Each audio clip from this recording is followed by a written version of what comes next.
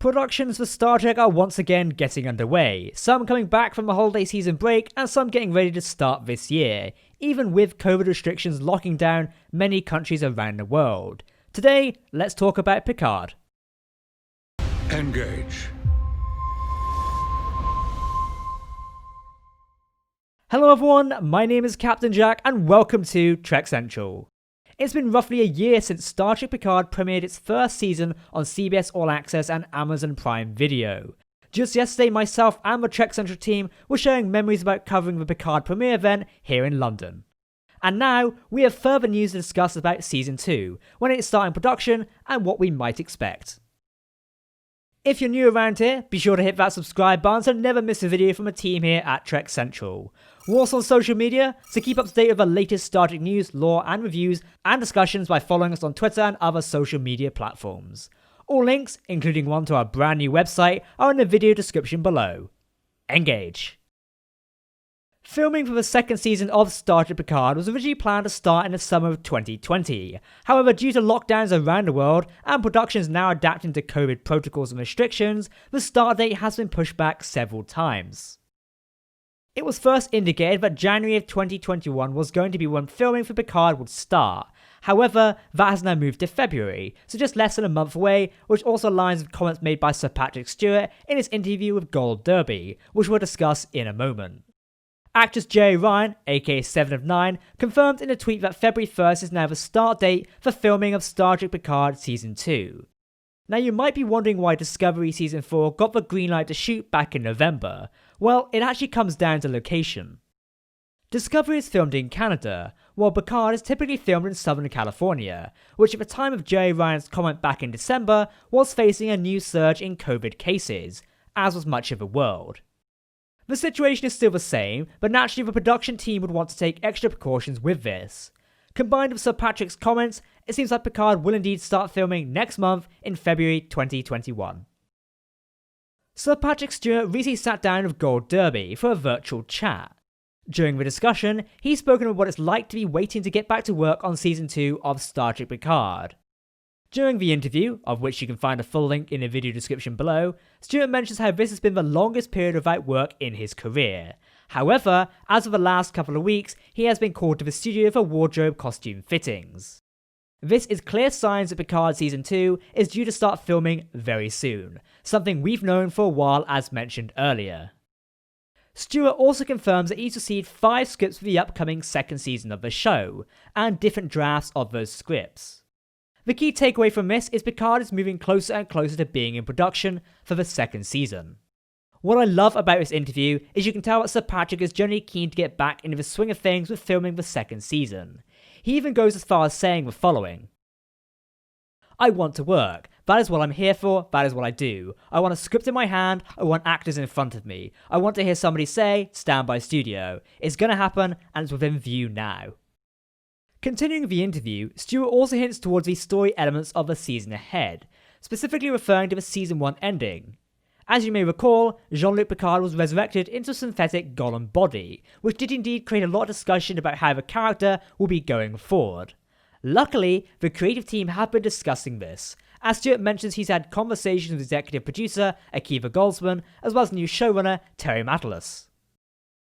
He does go on to say the following about this: "There's a question that I brought up with Akiva and Terry when the three of us were having script discussions. I wanted to know exactly what they had done to me when they saved my life, and was there any chance this might have an impact on Picard's personality or behaviour.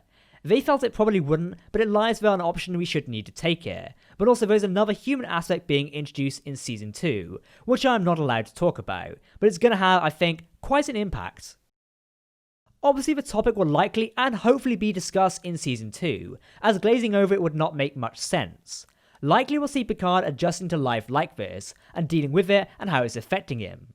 Technically, he is not human, and therefore we might see him struggling with his humanity and developing the actual character of Picard even more. Jean-Luc Picard has always been an ideal representation of humanity. Some would agree or disagree with this. So when it comes down to him now being this android, aka Golem, in a sense, we'll likely have to see him dealing with this change. Stewart somewhat references this in an interview by suggesting that he is another human aspect being introduced in Season 2. Speaking about the tone and themes of the second season, he has this to say when it comes down to the optimism of the Star Trek franchise. There is a strong element of a better future in all of the Star Trek versions, but it's undergoing a bit of transformation at the moment as we are working on Season 2 of Picard. The world around us is not as calm, patient, democratic as it has been.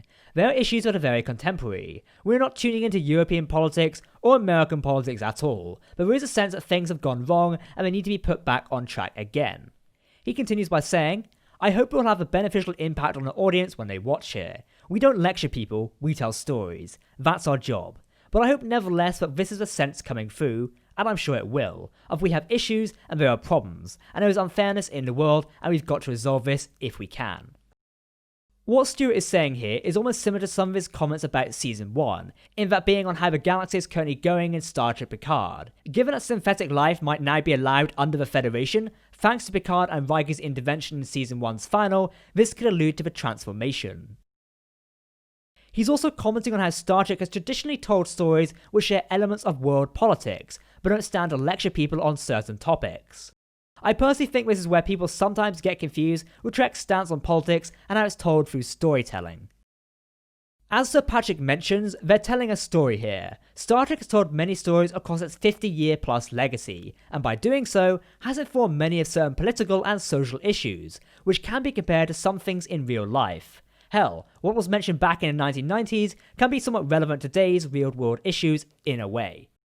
Finally, Sir Patrick commented on his emotional goodbye of Brent Spiner's Lieutenant Commander Data, and how it also compared with his final scene with Jonathan Frakes' William Riker in Star Trek Nemesis.